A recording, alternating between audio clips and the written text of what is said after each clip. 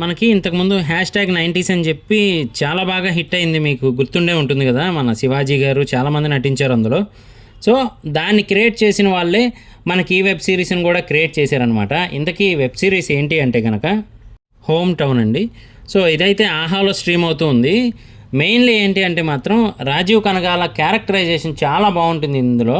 అంటే ప్రతి ఒక్కరికి కూడా కనెక్ట్ అవుతుంది క్యారెక్టర్. ముందుగా వాళ్ళ ఫాదర్ని చూసుకున్నట్టయితే అనిపిస్తూ ఉంటుందన్నమాట. అంటే అతనికంటూ ఏది కూడా ఖర్చు పెట్టుకోకుండా ప్రతి రూపాయి సేవ్ చేస్తూ తన కొడుకు కోసం అయితే ఎక్కువగా దాస్తూ ఉంటాడు. నిజానికి కొడుకు కంటే కూతురు బాగా చదువుతుంది ఈ వెబ్ సిరీస్లో అయితే మాత్రం. కానీ ఇంతకుముందు థాట్స్ ఎలా ఉండేయో మనకు తెలుసు కదా. సో అమ్మాయి బాగా చదువుతున్నప్పటికీ కూడా డబ్బు దాచి ముందుగా ఒక మంచి అబ్బాయికి ఇచ్చి పెళ్లి చేసేయాలి అనుకునేవారు. సో అలా అయితే ఇందులో ఉంటుందన్నమాట ఆయన థాట్ ప్రాసెస్. అలాగే అబ్బాయి ఏమో చదువు అనేది నచ్చదు, అతనికి ఎంతసేపు కూడా సినిమా తీయాలి, ఇలా షార్ట్ ఫిలిమ్స్ తీయాలి, ఇలా ఈ టైప్లో అయితే ఉంటుందన్నమాట మైండ్.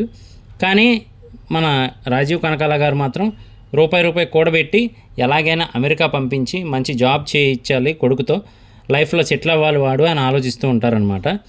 సో ఒక మిడిల్ క్లాస్ ఫాదరు ఎంత స్ట్రగుల్ అవుతూ ఫ్యామిలీని చూసుకుంటాడు అనేది మాత్రం బాగా చూపించారు.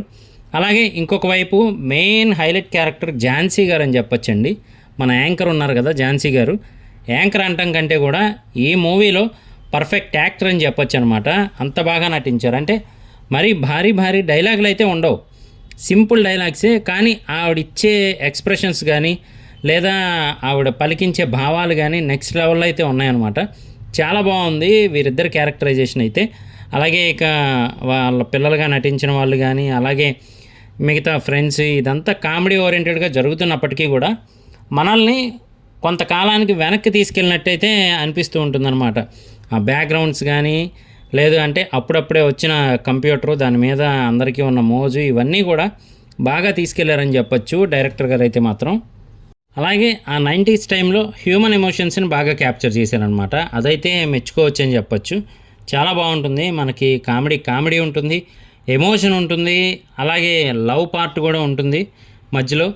సో ఓవరాల్గా అయితే మాత్రం ఒక మంచి వెబ్ సిరీస్ మళ్ళీ ఆ 90s తీసిన వాళ్ళే తీశారు. ఇది కూడా చాలా బాగుంది.